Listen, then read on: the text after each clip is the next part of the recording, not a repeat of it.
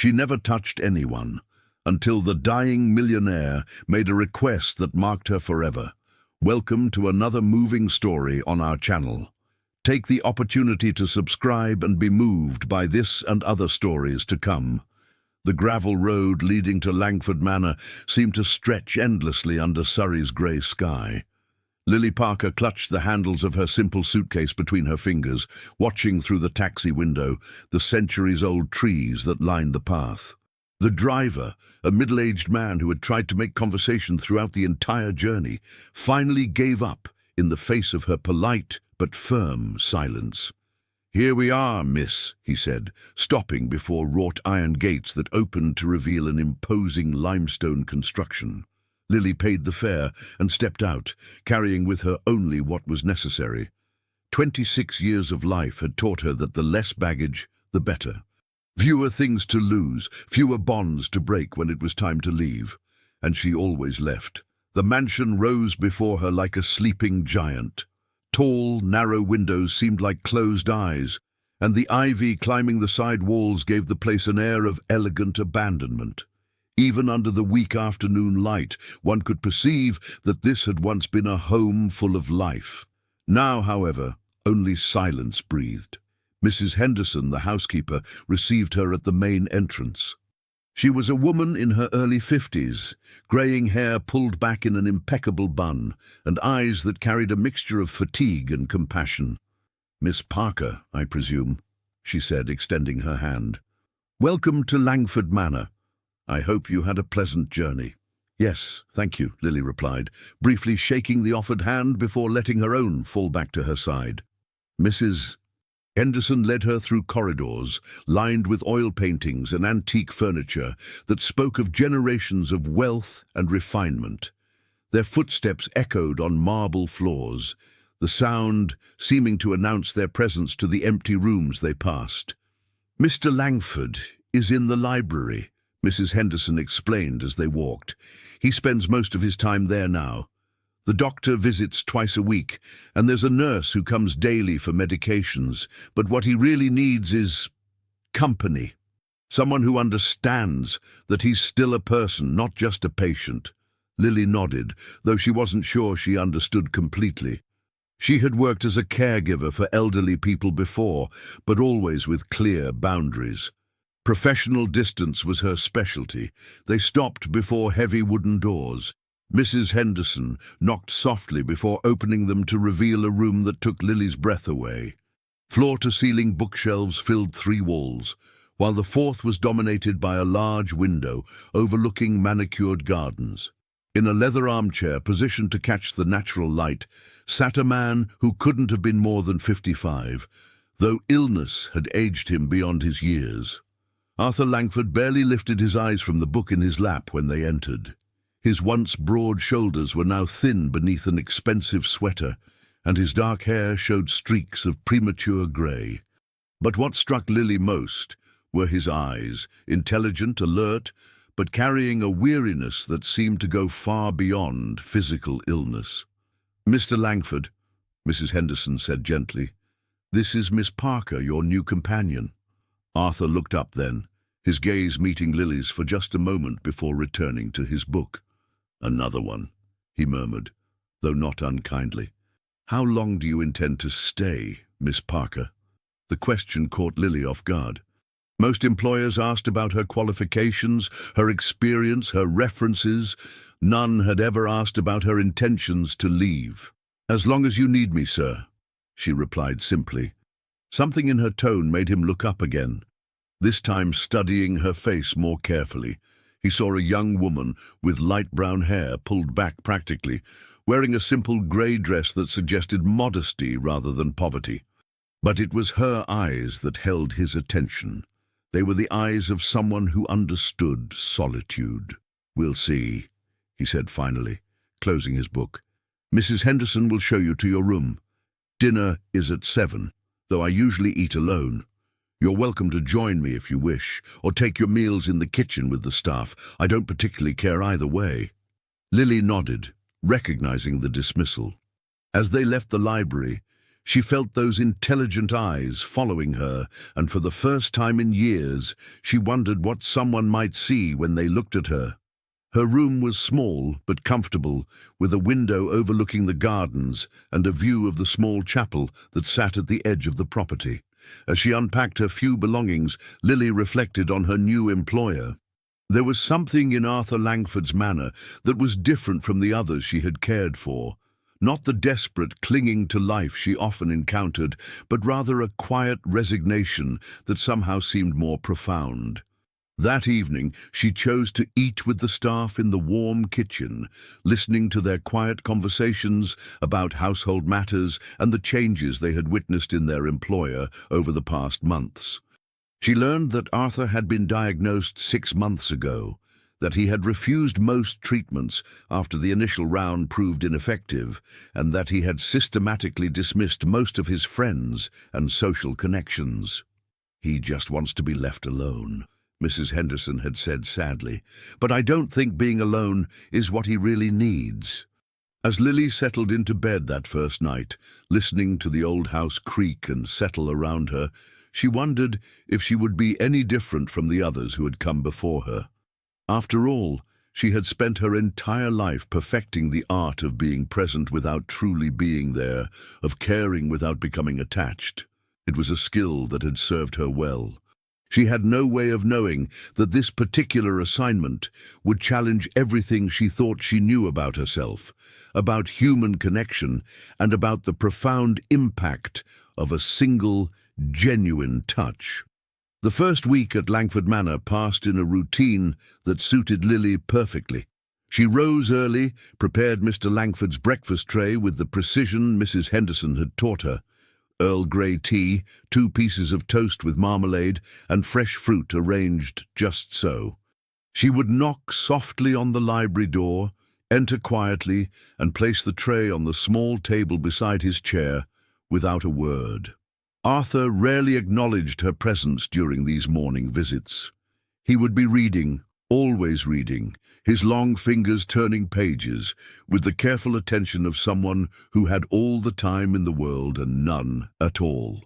Lily had noticed that he favored philosophy and poetry, though occasionally she glimpsed the spine of a novel tucked between weightier tomes.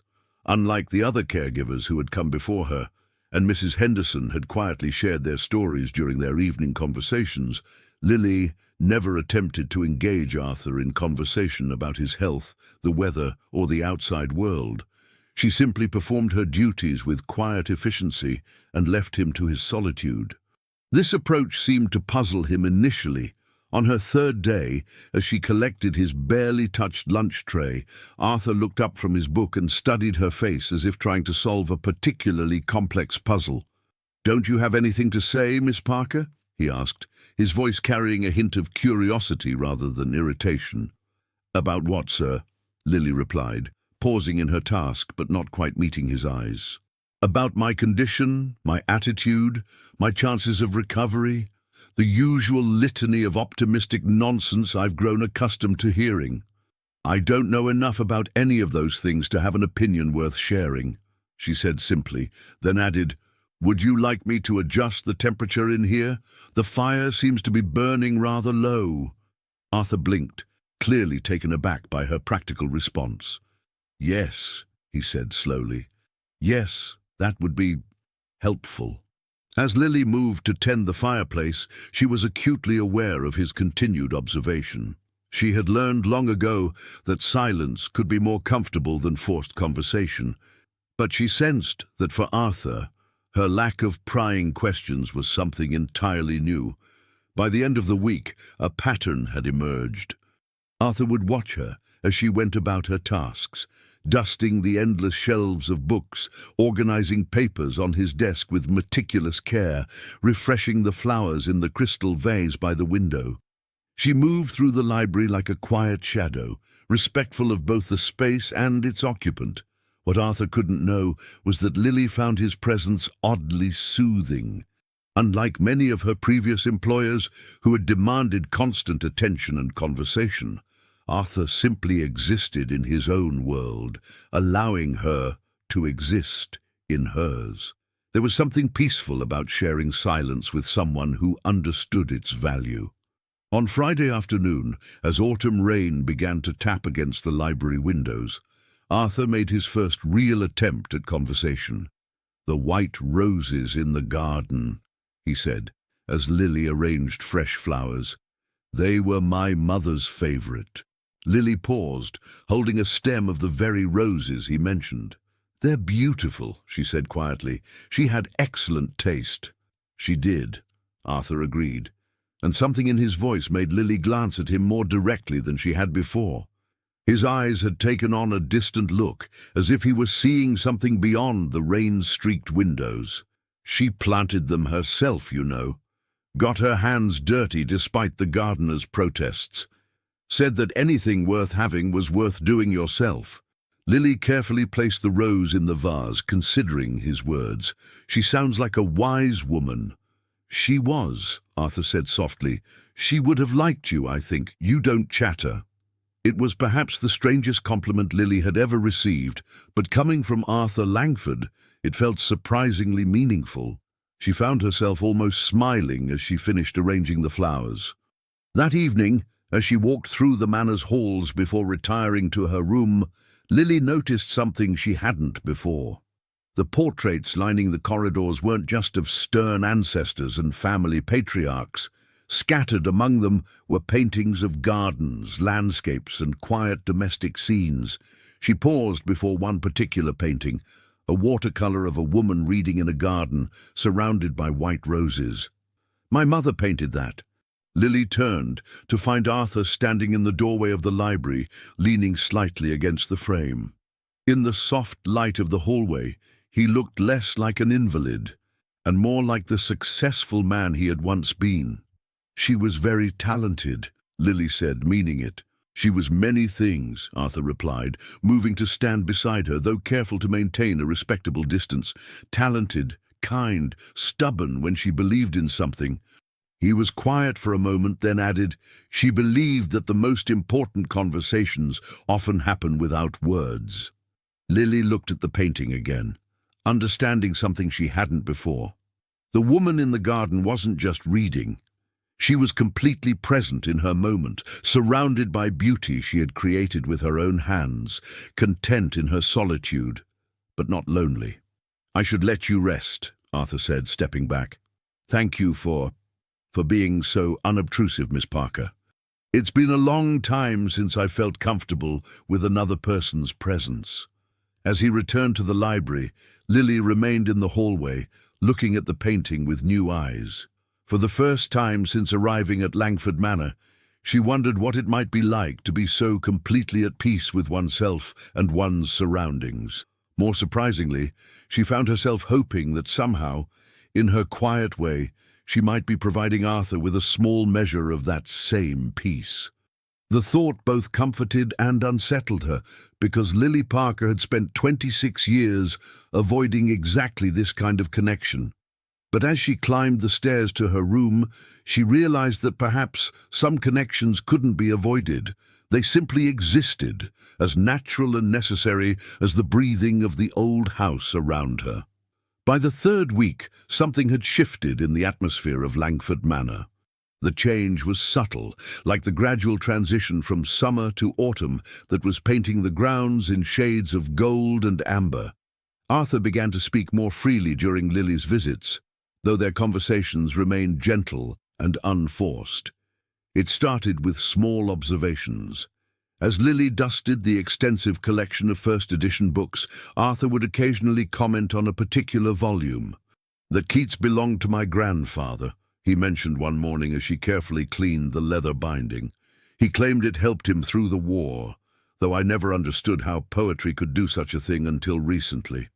Lily paused in her work, considering his words. Perhaps it reminded him that beauty still existed, even when everything else seemed to be falling apart, she offered quietly. Arthur looked up from his own book, studying her with new interest.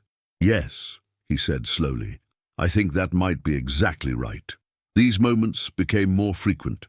Arthur would share fragments of history about the objects surrounding them, the crystal paperweight that had been a wedding gift to his parents, the bronze sculpture of a horse that had stood on his father's desk for 40 years, the chess set carved from Indian ivory that no one had played with since his brother's death. Lily found herself looking forward to these glimpses into the manor's past, though she was careful not to push for more information than Arthur freely offered. She understood instinctively that he was sharing these memories not because he needed to talk, but because he needed to be heard by someone who wouldn't judge or pity or try to fix anything. The breakthrough came on a particularly grey Thursday afternoon. Arthur had been unusually quiet all day, barely touching his meals and staring out the library window at the rain that had been falling steadily since dawn. Lily was organising his correspondence, mostly business matters that Mrs. Henderson handled, and a few personal letters that remained unopened. "I used to love days like this," Arthur said suddenly, breaking a silence that had stretched for nearly an hour. Lily looked up from the letters, waiting. "When I was younger, I would walk in the rain without an umbrella, drive my mother absolutely mad." He smiled slightly at the memory. "She would lecture me about catching my death of cold, never realizing the irony in those words." "What did you love about it?" Lily asked, setting down the correspondence and giving him her full attention. Arthur considered the question seriously. The way everything looked different, sharper somehow, but also softer. The way the world became smaller, just you and the rain and whatever you could see through the grey. He paused, then added more quietly, "It was the only time I felt completely present, not thinking about business or obligations or what came next. Just there." Lily understood that feeling more than she could express. She had spent years seeking moments of complete presence, usually finding them only in solitude. "Do you still feel that way about rain?" she asked. Arthur was quiet for so long that Lily thought he might not answer. When he finally spoke, his voice was barely above a whisper. "I don't feel much of anything anymore, Miss Parker. That's the strangest part of dying. It's not the pain or the fear that gets to you. It's the gradual fading of everything that once made you feel alive." The honesty in his words hit Lily like a physical blow. She had worked with dying people before, but none had ever articulated the experience with such devastating clarity. "I'm sorry," she said, and meant it more deeply than she had expected. "Don't be," Arthur replied, looking at her directly. "I've had a good life. Not always a happy one, but a good one. I built things, achieved things, loved someone once." His expression grew distant. "Evelyn. She died 12 years ago. Cancer, like what's taking me now." Lily felt something twist in her chest. Not pity, but recognition. "You never remarried." "Never wanted to," Arthur said simply. "What we had was complete, perfect in its own way. Some people get one great love in their lifetime. I was lucky enough to have mine." "What was she like?" Lily found herself asking, though she immediately wondered if the question was too personal. Arthur's face transformed when he spoke of Evelyn. The lines of pain and exhaustion seemed to smooth away, replaced by something that might have been joy. "She was present," he said finally, "like you in some ways. She had this ability to be completely where she was, completely herself, without apology or pretense. She could make me feel like the most important person in the world just by listening to me talk about something as mundane as quarterly reports." Lily felt heat rise in her cheeks at being compared to someone Arthur had obviously loved deeply, but she also felt something else, a recognition of the quality he was describing. "She sounds remarkable," Lily said softly. "She was," Arthur agreed, "but she was also real. Flawed and human, and sometimes impossibly stubborn. She left toothpaste caps unclosed and never remembered to water her plants. She had terrible taste in romantic comedies and cried at commercials featuring animals." Despite the sadness underlying his words, Arthur was almost smiling. Lily realized this might be the first time since Evelyn's death that he had spoken about her with someone who wasn't trying to comfort him or change the subject. "You miss her," Lily said. "Not a question, but an acknowledgement. "Every day," Arthur replied, "but lately I've started to feel grateful for the missing. Does that make sense? The fact that I can still feel that loss means that what we had was real.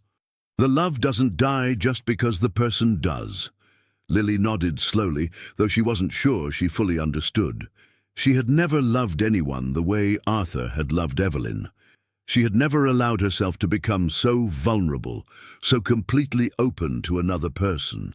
"Thank you," Arthur said suddenly. "For what?" "For asking about her, for listening. Most people avoid mentioning Evelyn, as if talking about her will make me sadder. They don't understand that remembering her is one of the few things that still makes me feel alive." As Lily resumed organizing his correspondence, she found herself thinking about the profound loneliness of loving someone deeply and losing them. She had always protected herself from such vulnerability, but for the first time, she wondered if her safety had cost her something essential.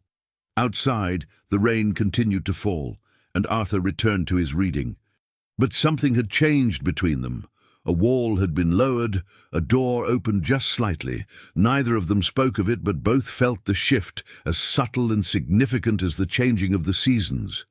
The following week brought unexpected sunshine to Surrey, transforming the manor grounds into a tapestry of autumn colours.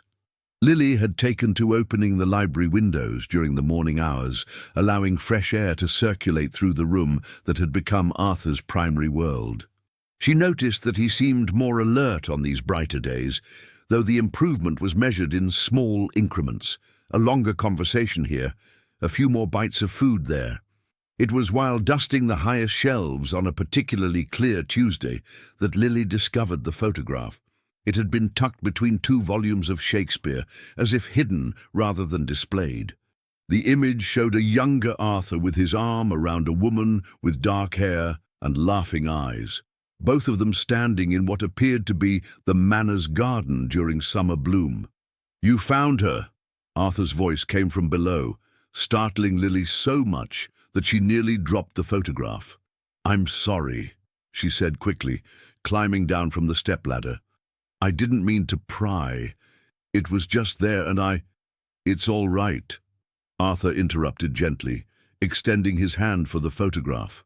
"I hid it there years ago, couldn't bear to look at it every day, but couldn't bear to put it away completely either."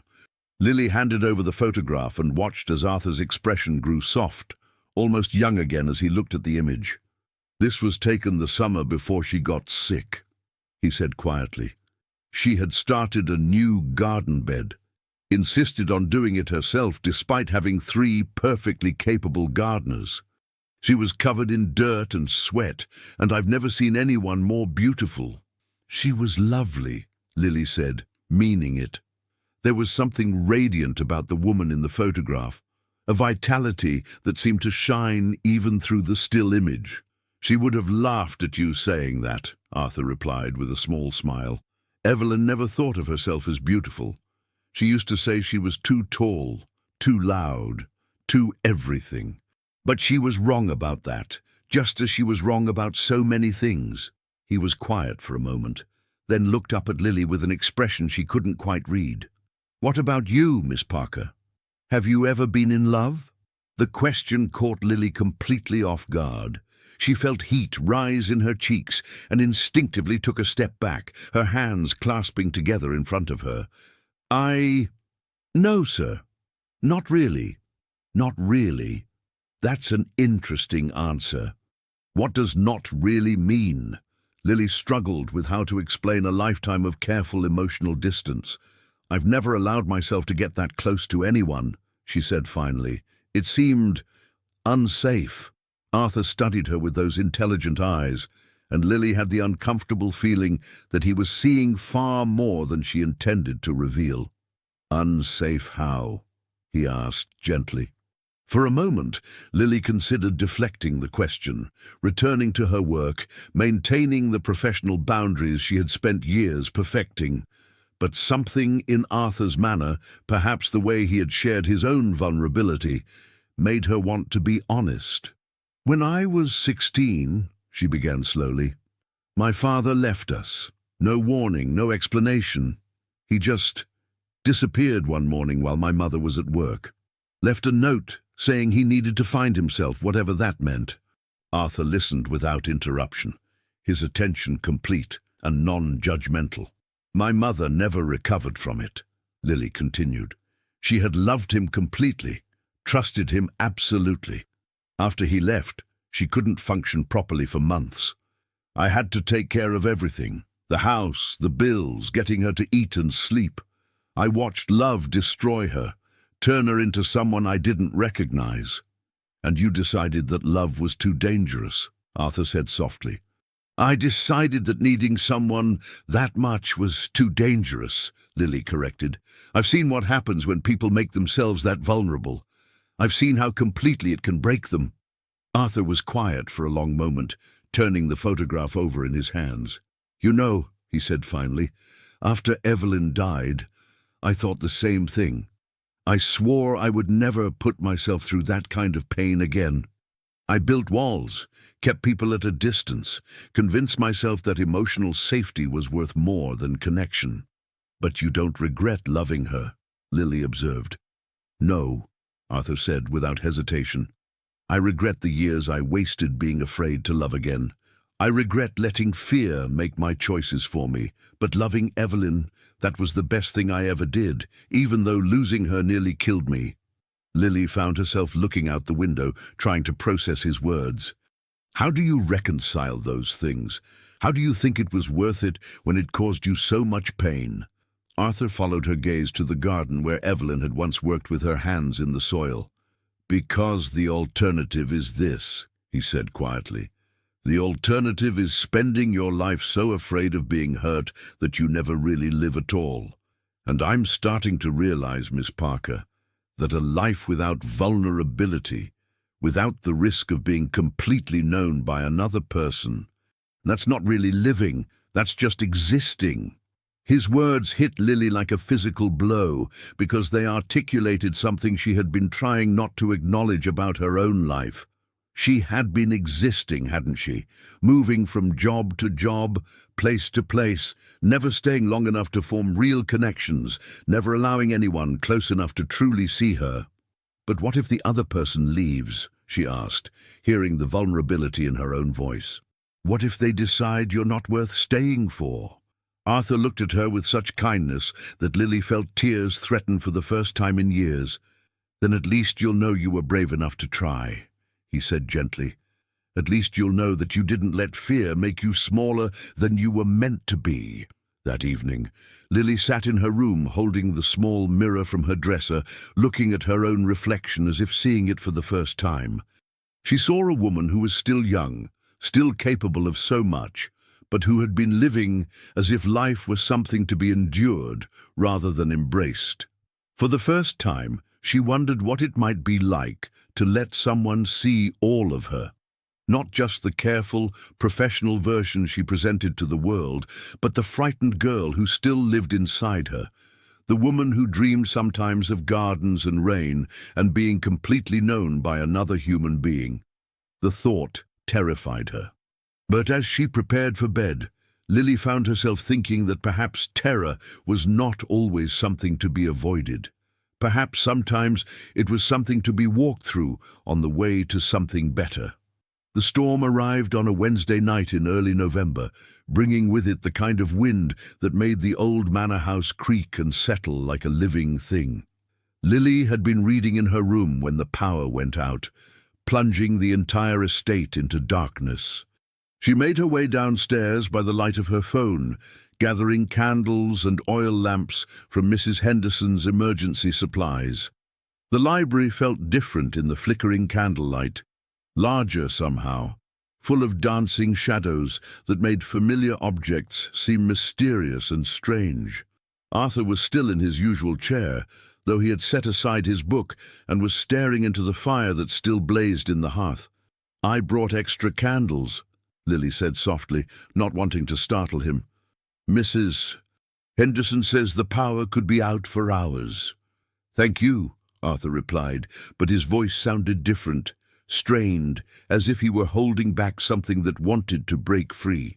Lily arranged the candles around the room, acutely aware of Arthur's unusual stillness. In the weeks she had been caring for him, she had learned to read the subtle changes in his mood and energy, and something about this evening felt charged with an emotion she couldn't identify. "Miss Parker," Arthur said as she finished lighting the last candle, "would you sit with me for a while?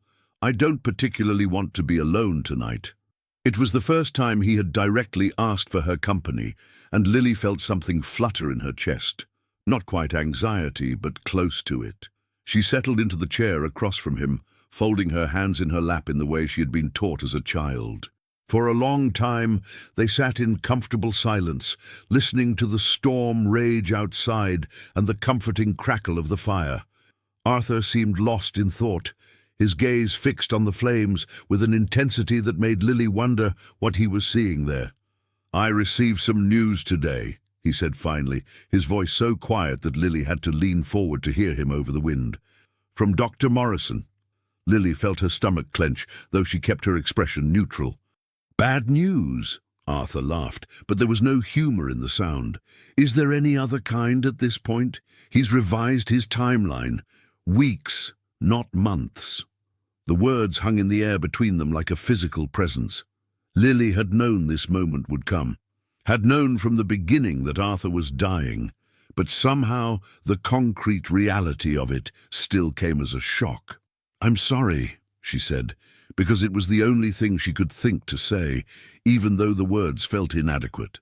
"Are you?" Arthur asked, looking at her directly for the first time since she had entered the room. "I sometimes wonder if the people around me are sorry for me or just uncomfortable with their own mortality." Lily considered the question seriously. "I'm sorry that you're facing this alone," she said finally. "I'm sorry that someone who has loved as deeply as you have has to leave this world. And yes, I'm sorry for myself too, because I've grown fond of our conversations." Arthur's expression softened at her honesty. "Thank you for that. Most people want to talk about fighting or staying positive or miraculous recoveries. You're the first person who's acknowledged that this is simply what's happening." Another silence fell between them, but this one felt heavier, weighted with all the things that couldn't be changed or fixed or made better. "Miss Parker," Arthur said eventually, "may I ask you something?" "Of course." "Have you ever touched another human being? I don't mean professionally, helping someone walk or adjusting pillows. I mean really touched someone, with affection, with intention." The question was so unexpected, so intimate, that Lily felt as if the air had been knocked out of her lungs. She found herself gripping the arms of her chair, fighting the urge to flee the room. What do you mean?" she managed to ask. "I mean," Arthur said gently, "have you ever held someone's hand just because you wanted to? Have you ever embraced someone? Have you ever touched another person simply because they mattered to you?" Lily's mouth felt dry. She could hear her heartbeat in her ears, could feel heat rising in her cheeks. "No," she whispered. "No, I never have." Arthur nodded as if this was what he had expected to hear. "I thought as much. There's something in the way you move through the world, careful, contained, like you're afraid that touching might break something. Why are you asking me this?" Lily's voice was barely audible. Arthur was quiet for so long that she thought he might not answer. When he finally spoke, his words came out in a rush, as if he were afraid of losing his courage. "Because I'm going to die soon, Miss Parker. And I'm going to die having been touched by doctors and nurses and medical professionals who see me as a collection of symptoms to be managed. But I can't remember the last time someone touched me with genuine affection. The last time someone held my hand because they cared about me as a person, not a patient." Lily felt tears gathering in her eyes, though she couldn't have said why. "After Evelyn died," Arthur continued, "I shut myself off from that kind of connection. I convinced myself I didn't need it, didn't want it, but now, facing the end, I find myself desperately wanting to feel human connection one more time, to be touched by someone who sees me as more than just a dying man." "Mr. Langford," Lily began, but he held up his hand. "I'm not asking you to do anything you're not comfortable with," he said quickly. "I would never presume to make demands on your boundaries. But if there's any part of you that understands what I'm asking for, if you think you could bear to offer that kind of comfort to someone who has very little time left." He trailed off, leaving the request hanging in the air between them like a bridge that Lily could choose to cross or leave unbuilt. Lily stared at him through the flickering candlelight, seeing not the successful businessman or the terminal patient, but simply a human being facing the ultimate loneliness. She thought about what he had told her about Evelyn, about love being worth the pain it could cause. She thought about her own carefully constructed walls, about the safety she had chosen over connection. "I need to think about it," she said finally. Arthur nodded, though she could see disappointment flicker across his features. "Of course, I shouldn't have asked. It was presumptuous of me." "No," Lily said quickly. "It wasn't presumptuous. It was honest. And I appreciate your honesty. I just need some time." She stood to leave, then turned back at the doorway. "Mr. Langford, what you're asking for, it wouldn't just be about comforting you. It would change something in me too, and I'm not sure I'm ready for that." Arthur looked at her with those intelligent eyes, full of understanding and patience. "I know," he said softly. "That's what makes it so precious, Miss Parker. Real connection always changes us. That's why it's so rare and so worth cherishing when we find it." As Lily climbed the stairs to her room, the storm still raging outside, she felt as if she were standing at the edge of a precipice. On one side lay the familiar safety of emotional distance, the protection she had built around her heart over 26 years. On the other side lay the unknown territory of genuine human connection with all its risks and possibilities. For the first time in her life, Lily found herself considering the possibility that some risks were worth taking. Lily didn't sleep that night. She lay in her narrow bed, listening to the storm gradually subside, replaying Arthur's words over and over in her mind. The candles had long since burned out, but she couldn't bring herself to move, couldn't quiet the chaos of thoughts and feelings that his request had unleashed. She had spent her entire adult life perfecting the art of emotional distance. It was a skill that had served her well in her work. Families appreciated caregivers who were competent and caring without becoming overly involved. She could provide comfort without getting attached, offer support without expecting anything in return. It was clean, professional, safe, but Arthur's request wasn't about professional caregiving. It was about something far more fundamental, more terrifying, genuine human connection in the face of mortality. As dawn broke grey and weak through her window, Lily finally rose and dressed mechanically, going through the motions of her morning routine while her mind remained in turmoil. She prepared Arthur's breakfast tray with particular care, as if the precision of her work could somehow restore the equilibrium that had been shattered the night before. Arthur was already awake when she entered the library, though he looked as if he had slept as little as she had. The candles from the previous evening had been cleared away, and morning light struggled through windows, still streaked with rain from the storm. "Good morning, Miss Parker," he said quietly, not quite meeting her eyes. "I hope you managed to get some rest, despite the weather." "Some," Lily replied, which was not entirely a lie. She had managed perhaps an hour of fitful dozing just before dawn. She set his tray down and began her usual tasks, but everything felt different now. The comfortable silence they had shared for weeks was gone, replaced by an awareness that made even simple movements feel charged with significance. When she reached past him to adjust the window blind, she was acutely conscious of the space between them, of how easy it would be to reach out and touch his shoulder, his hand. "Miss Parker," Arthur said as she dusted the bookshelves with unnecessary thoroughness, "I want you to know that what I asked last night, there's no pressure, no expectation. I shouldn't have put you in such a position." Lily paused in her work, still facing away from him. "You didn't put me anywhere, Mr. Langford. You asked for something you needed, There's nothing wrong with that. But I can see that it's troubled you, Arthur said gently. That wasn't my intention. Lily turned to face him then, and Arthur was struck by the vulnerability in her expression, as if some carefully maintained mask had slipped, revealing the frightened young woman beneath. It has troubled me, she admitted, but not for the reasons you might think.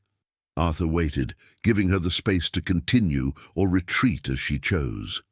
I keep thinking about what you said, Lily went on, her words coming slowly, carefully, about the difference between existing and living, about letting fear make our choices for us.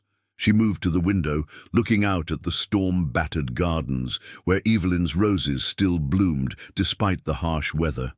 I've been existing, haven't I? She said, more to herself than to him. Moving from place to place, job to job, never staying long enough to form real connections, never letting anyone see who I really am beneath all the professional competence. There's nothing wrong with protecting yourself, Arthur said softly. Isn't there? Lily turned back to him, and Arthur saw tears gathering in her eyes. What if I've protected myself so thoroughly that I've forgotten how to be truly present with another human being? What if I've become so good at keeping people at arm's length that I wouldn't know how to let someone close, even if I wanted to? Arthur felt his heart clench at the pain in her voice. Miss Parker. Lily, she interrupted quietly. My name is Lily. Ooh. The offering of her first name felt significant, like a small door opening in the wall she had built around herself. Lily, Arthur repeated gently, what you're describing, that fear of vulnerability, of being truly seen, it's not uncommon. Most of us build walls to protect ourselves from being hurt. But yours came down, Lily said. When you met Evelyn, you let her see all of you. Arthur was quiet for a moment, remembering. It wasn't a conscious choice exactly. Evelyn had a way of making those walls seem unnecessary. She made being vulnerable feel safe. What if no one ever makes me feel that way? Lily's voice was barely a whisper. What if I'm too damaged, too closed off? Arthur studied her face. The delicate features that she kept so carefully composed, the eyes that held so much depth beneath their guarded surface. You're not damaged, he said firmly. You're careful. There's a difference. And the very fact that you're questioning these patterns, that you're troubled by them, that suggests you're ready to consider changing them. Lily sank into the chair across from him, finally allowing herself to sit while he was awake, to share space rather than simply occupy it. When you asked me last night about touching someone with affection, she said, I panicked. Not because the idea disgusted me, but because it terrified me. The thought of reaching out to another person, of offering that kind of comfort, it's like staring into an abyss. What frightens you most about it? Arthur asked. Lily was quiet for a long time, working through emotions she had spent years avoiding. That once I start, she said finally, I might not be able to stop. That I might discover I need connection just as much as the next person. And then I'll be vulnerable to all the pain that comes with caring about someone. Arthur leaned forward slightly, his expression intense but gentle. And what if you did need connection? What if you discovered that you're capable of giving and receiving affection? Would that really be so terrible? It would change everything, Lily whispered. My whole life is built around not needing anyone, not depending on anyone. If I let that go, you might have to build a new life, Arthur finished. One based on connection rather than isolation. One where you're known and cared for, but also where you have to risk being hurt.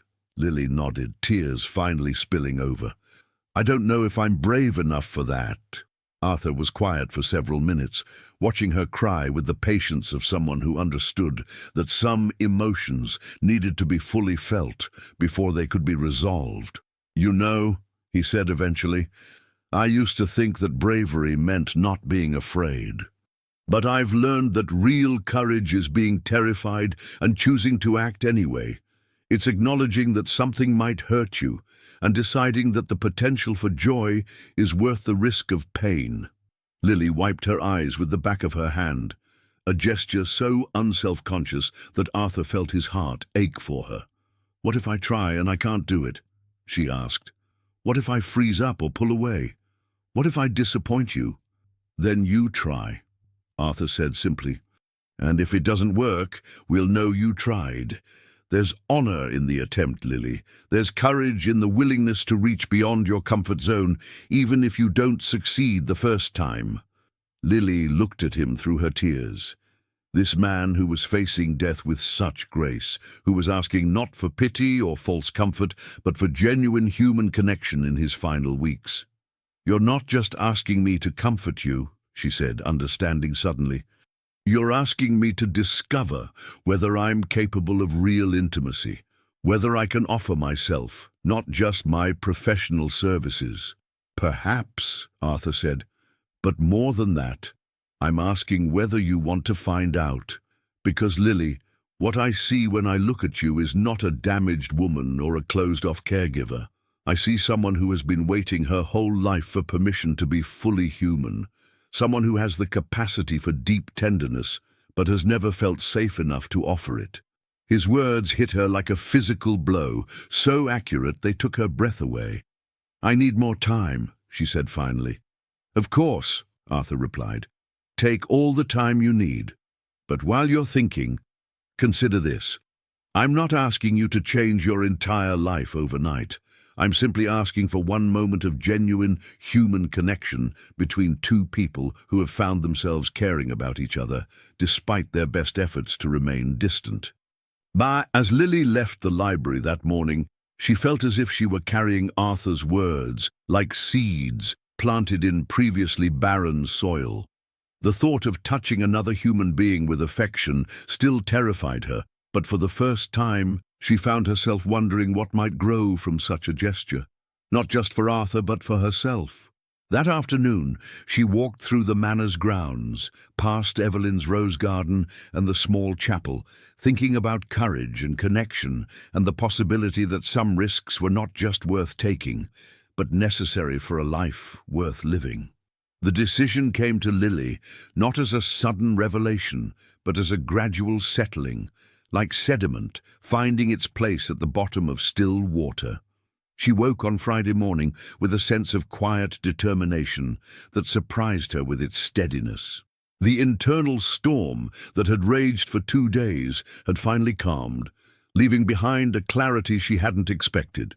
She went through her morning routine with unusual mindfulness, paying attention to each small ritual as if seeing them for the first time. The careful preparation of Arthur's tea, the precise arrangement of flowers, the gentle opening of curtains to let in what pale November light the day offered, all of it felt charged with new significance. Arthur was reading when she entered the library, but she could sense his awareness of her presence, the subtle tension that had existed between them since his request. He looked up as she arranged his breakfast, and their eyes met for just a moment before both looked away. "The weather seems to be clearing," he said, making conversation that felt both natural and strained. "Yes," Lily agreed. "It should be a pleasant day." They fell into the careful politeness that had replaced their earlier ease, both acutely aware of the unspoken question that hung between them. Lily went about her tasks with her usual efficiency, but Arthur noticed the way her hands trembled slightly as she adjusted the books on his side table, the way she seemed to be gathering herself for something. It was mid-afternoon when Lily finally made her choice. Arthur had dozed off in his chair, the book he had been reading fallen open across his lap. In sleep, the lines of pain and weariness that had become etched in his features seemed to soften, and Lily could see glimpses of the younger man he had been. She stood in the doorway for several minutes, watching the rise and fall of his chest, the way the afternoon light caught the grey in his hair.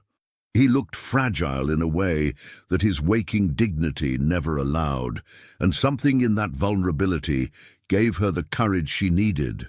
Moving quietly so as not to wake him, Lily retrieved a volume from the poetry section. The same Keats that Arthur had mentioned belonged to his grandfather.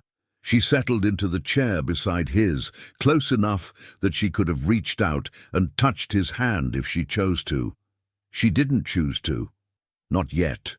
Instead, she opened the book to a poem she remembered from school, "When I have fears that I may cease to be," and began to read silently. The words seemed particularly poignant in the context of Arthur's situation, speaking as they did of mortality and the desire to experience love before death claimed its due. Arthur stirred as she turned the page, his eyes opening slowly and focusing on her with that particular disorientation that comes from waking in an unexpected situation. "Lily," he said softly, using her first name naturally now, as if their conversation the day before had permanently shifted something between them. "I'm sorry," she said, starting to close the book. "I didn't mean to disturb you. I can leave if you'd prefer to rest." "No," Arthur said quickly, sitting up straighter in his chair. "Please stay. What are you reading?" Lily held up the volume. "Your grandfather's Keats. I hope you don't mind." Arthur smiled, and it was the first genuine smile she had seen from him in days. "I don't mind at all. In fact, I'm touched that you chose it. Would you read aloud? I'd like to hear how the words sound in your voice." It was such a simple request, but Lily understood that it was also a tentative step toward the intimacy he had asked for. Not physical touch, but emotional presence, the willingness to share something beautiful with another person. She found her place in the poem and began to read, "When I have fears that I may cease to be, before my pen has gleaned my teeming brain, before high-piled books in charactery hold like rich garners the full ripened grain." Her voice was soft but clear, and Arthur closed his eyes to listen, allowing himself to be carried by the rhythm and meaning of the verses. When she reached the final lines, "Then on the shore of the wide world I stand alone and think, till love and fame to nothingness do sink," he opened his eyes and found her watching him. "Beautiful," he said quietly, "both the poem and the reading." "Keats was so young when he wrote this," Lily observed, "barely older than I am now. He was already confronting his own mortality, already understanding that time is precious and limited." "Yes," Arthur agreed. "And yet he chose to spend his brief time creating beauty, seeking love, embracing the full intensity of human experience, even knowing it would end." They sat in comfortable silence for a few moments, the book still open in Lily's lap, the afternoon light growing golden as it slanted through the windows. "Arthur," Lily said suddenly, and he looked at her in surprise. It was the first time she had used his given name. "Yes?" "When you asked me the other night about touching someone with affection," she paused, gathering her courage. "I've been thinking about it, about what it means, what it would mean." Arthur remained very still, afraid that any movement might break whatever spell was allowing this conversation to happen. "I realized," Lily continued, "that I've been so afraid of being hurt that I've forgotten how to offer comfort. I've been so focused on protecting myself that I've lost sight of what it means to truly care for another person." She closed the book carefully and set it aside, then turned to face him fully. "I can't promise I'll be good at it," she said, her voice barely above a whisper. "I can't promise I won't be afraid or that I won't pull away. But if you think it would bring you some measure of peace." Arthur felt his throat tighten with emotion. "Are you certain? I don't want you to feel obligated." "I'm not certain about anything," Lily said honestly, "but I'm tired of letting fear make my decisions for me. And you're right, you deserve to feel human connection, not just medical care. We both do." Very slowly, as if approaching a wild creature that might bolt at any sudden movement, Lily extended her hand toward Arthur's, where it rested on the arm of his chair. She paused just before making contact, giving him a chance to withdraw if he chose to. He didn't withdraw. When Lily's fingers finally touched his hand, both of them seemed to stop breathing. Her skin was warm and slightly trembling. His was cool and marked with the fragility of illness. But in that moment of contact, something electric passed between them. Not romantic love, but something perhaps more profound, the recognition of one soul by another. Lily had expected to pull away immediately, overwhelmed by the intimacy of the gesture. Instead, she found herself gently covering his hand with both of hers, marveling at the fundamental humanness of the contact. Arthur's fingers were long and elegant despite his illness, and she could feel the pulse of his blood beneath the thin skin. "Thank you," Arthur whispered, and Lily could hear tears in his voice. "Thank you," she replied, because somehow she understood that this moment was changing her just as much as it was comforting him. They sat like that as the afternoon light faded to evening, connected by the simple miracle of human touch. Neither spoke of what they were feeling, but both understood that something essential had been exchanged. Not just comfort, but recognition, acceptance, the acknowledgement that neither of them had to face their fears alone. When Lily finally released his hand, it was with reluctance rather than relief. She had discovered something she hadn't expected, that touching another person with genuine affection didn't diminish her somehow. Instead, it made her feel more complete, more fully human than she had ever felt before. "Tomorrow," Arthur said as she prepared to leave the library, "would you read to me again?" "Of course," Lily replied, and they both understood that the reading would be only part of what they were sharing now, a daily gift of presence, attention, and the kind of human connection that makes dying more bearable and living more meaningful. As Lily climbed the stairs to her room that night, she felt as if she were discovering herself for the first time. The woman who had entered Langford Manor weeks ago, careful, distant, protected by layers of professional composure, was giving way to someone she barely recognized. A woman capable of tenderness, vulnerability, and the particular courage required to reach out to another human being in their moment of need. The days that followed took on a rhythm that was both precious and fleeting. Each morning, Lily would prepare Arthur's breakfast with extra care, knowing that every meal might be among his last. Each afternoon, she would sit beside him in the library, sometimes reading aloud, sometimes simply holding his hand in comfortable silence. The physical connection that had seemed so impossible just a week before gradually became natural, even necessary.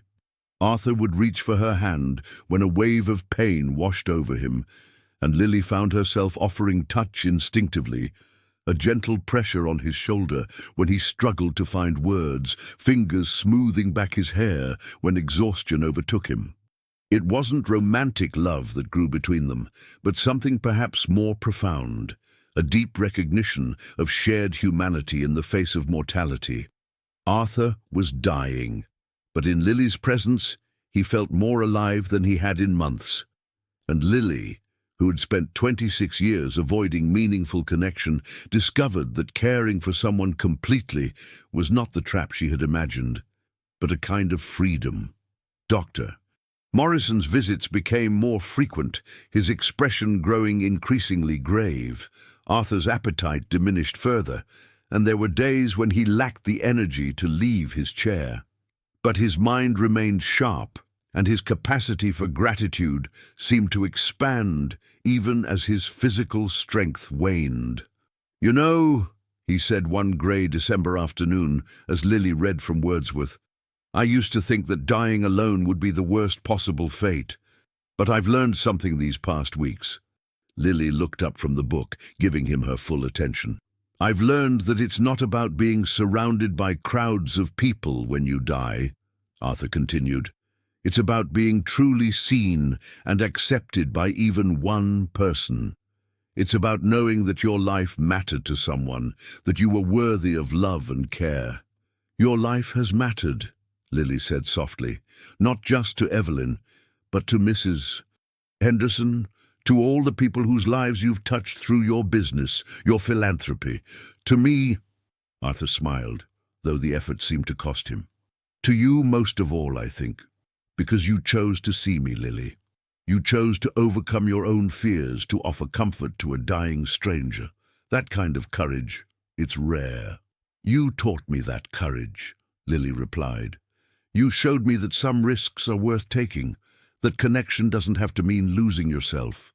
They were quiet for a while, watching snow begin to fall outside the library windows.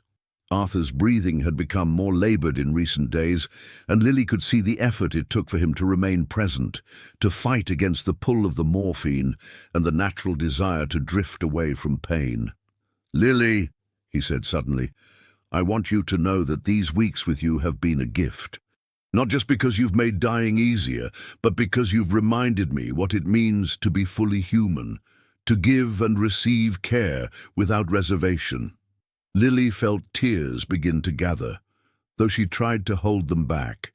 She had learned that Arthur needed her to be strong, to be present without being overwhelmed by her own emotions. "What will you do?" Arthur asked gently. "After, when this assignment is over?" It was a question Lily had been avoiding, even in her own thoughts. The idea of leaving Langford Manor, of returning to her old pattern of temporary positions and emotional distance, seemed impossible now. She had been changed too fundamentally to go back to who she had been. "I don't know," she admitted. "Everything feels different now. I feel different." "Good," Arthur said firmly. "You should feel different. Growth always involves some degree of discomfort, some letting go of who we used to be." And over the next few days, Arthur's condition deteriorated rapidly. Dr. Morrison increased his pain medication, and there were hours when he slept deeply, his breathing shallow and irregular. But in his lucid moments, he remained himself, thoughtful, gracious, determined to face his death with dignity. On a quiet Thursday evening, as Lily sat reading beside his bed, Arthur suddenly opened his eyes and looked at her with startling clarity. "Lily," he said, his voice barely above a whisper, "I need you to know something." She set aside her book and leaned closer, taking his hand in both of hers. "What you've given me these past weeks," he continued, "it's been more valuable than all the money I've accumulated, more meaningful than any achievement in my business career. You've given me the chance to feel human connection one more time. You've allowed me to matter to someone." "You do matter," Lily said, tears streaming down her face now, despite her efforts to remain composed. "You matter so much." Arthur squeezed her hand with what little strength he had left. "Promise me something," he said. "Anything. Promise me you won't go back to the way you were before. Promise me you'll remember what you've learned about connection, about the courage to be vulnerable. The world needs people like you, Lily, people who are willing to reach out despite their fears." "I promise," Lily whispered. Arthur smiled then, an expression of such peace and contentment that Lily felt her heart break and heal simultaneously. "Thank you," he said, "for seeing me, for touching me with such tenderness, for teaching me that I was worthy of care, right up until the end." Arthur Langford died peacefully 3 days later, in the early hours of Sunday morning. Lily was beside him, holding his hand, reading softly from the book of Keats' poetry that had become their shared treasure. His last words were so quiet, she almost missed them. "Tell Evelyn I remember the roses."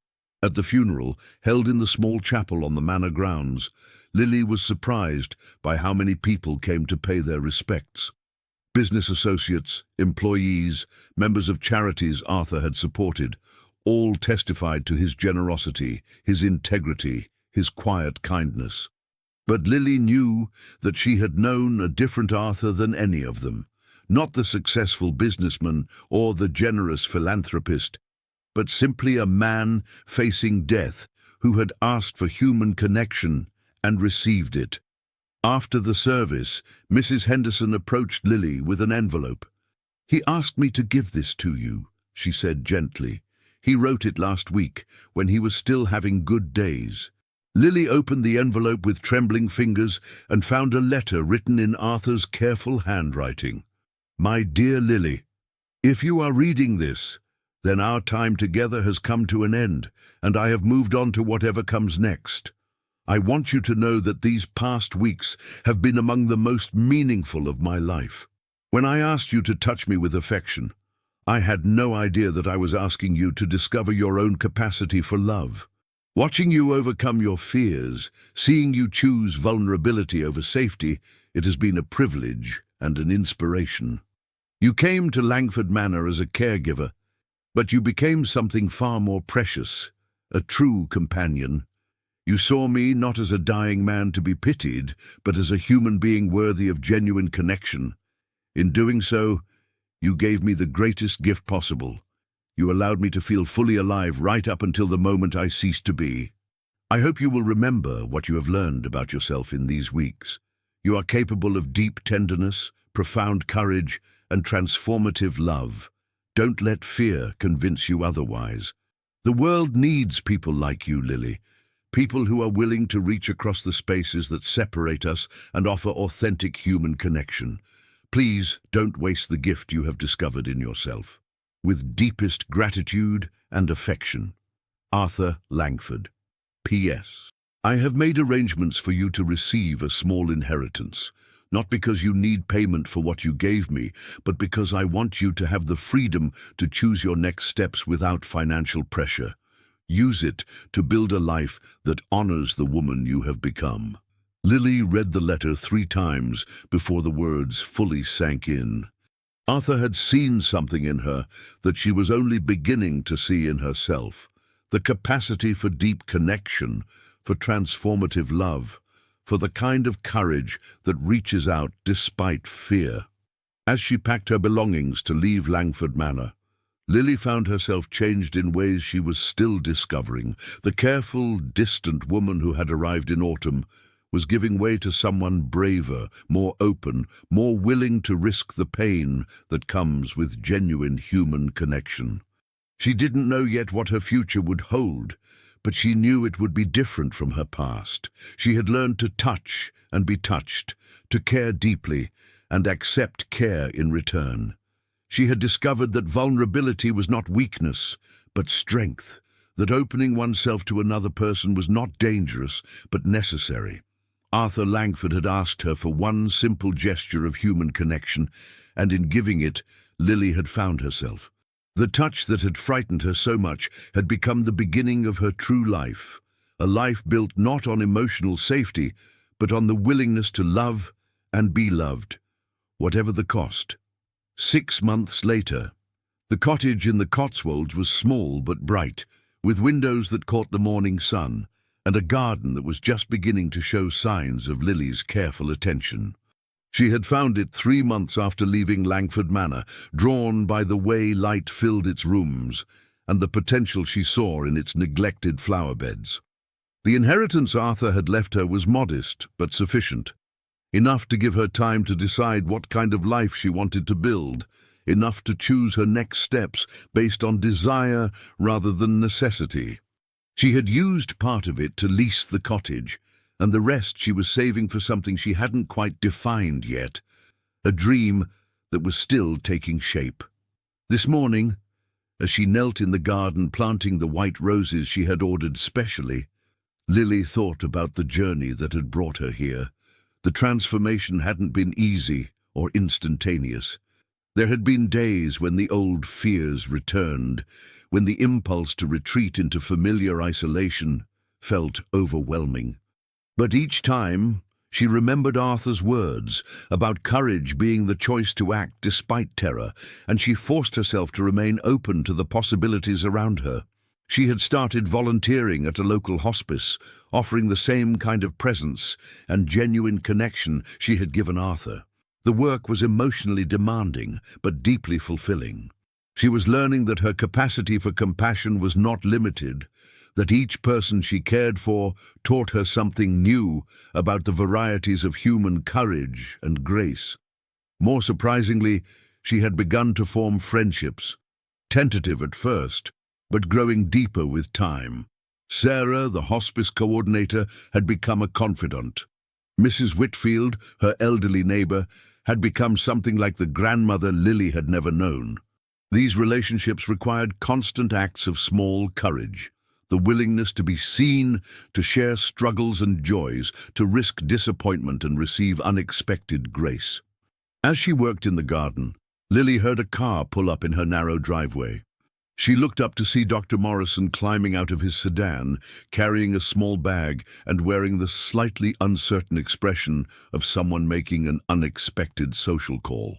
"Dr. Morrison," she said, rising and brushing dirt from her hands. "What a surprise! I hope you don't mind my dropping by unannounced," he said. "I was in the area, and I wanted to see how you were settling in." "Of course not. Please, come in. I'll make tea." As they sat in her small sitting room, sunlight streaming through the windows she had insisted on keeping uncurtained, Dr. Morrison studied her with professional interest. "You look well," he said. "Different than you did at the manor." "I feel different," Lily replied honestly. "Arthur, Mr. Langford, he changed something in me, something I'm still discovering." Dr. Morrison nodded thoughtfully.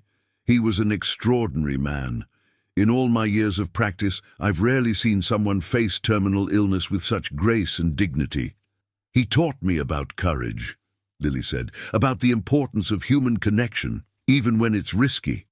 "And you taught him something too," Dr. Morrison said gently. "I saw the difference in him during those final weeks. He had found peace, acceptance. That doesn't happen often in my experience." They talked for an hour about Arthur, about the work Lily was doing at the hospice, about the strange alchemy that occurs when two people truly see and accept each other. When Dr. Morrison rose to leave, he paused at the door. "Arthur left instructions for his memorial garden at the manor," he said. "He wanted white roses, like the ones his mother planted. He specifically requested that you be invited to the dedication, if you're willing." Lily felt her heart clench with a mixture of grief and gratitude. "When?" "Next month, the first anniversary of Evelyn's death. He thought it would be fitting to honor them both together." After Dr. Morrison left, Lily returned to her garden, thinking about the interconnectedness of love and loss, growth and grief. The roses she was planting were cuttings from Evelyn's original garden. Mrs. Henderson had offered them when Lily expressed interest, understanding somehow that this young woman needed to carry forward something beautiful from her time at the manor. As she worked, Lily reflected on the woman she had become. She was still careful, still thoughtful about the connections she formed. But the careful distance that had once protected her had been replaced by careful attention, the willingness to be fully present with other people, to offer genuine care while maintaining healthy boundaries. She had learned to distinguish between the isolation that came from fear and the solitude that came from choice. She still valued quiet, still found peace in her own company, but she no longer used solitude as a barrier against the world. Instead, it had become a space for reflection, for processing the emotions that came with loving deeply and being loved in return. The hospice work had introduced her to dozens of people facing their final chapters, and each one had taught her something different about the human capacity for resilience, grace, and love. She had held many hands now, offered comfort to families saying goodbye, been present for the sacred moment when life transitions to whatever comes next. Some might have found such work depressing, but Lily had discovered the opposite.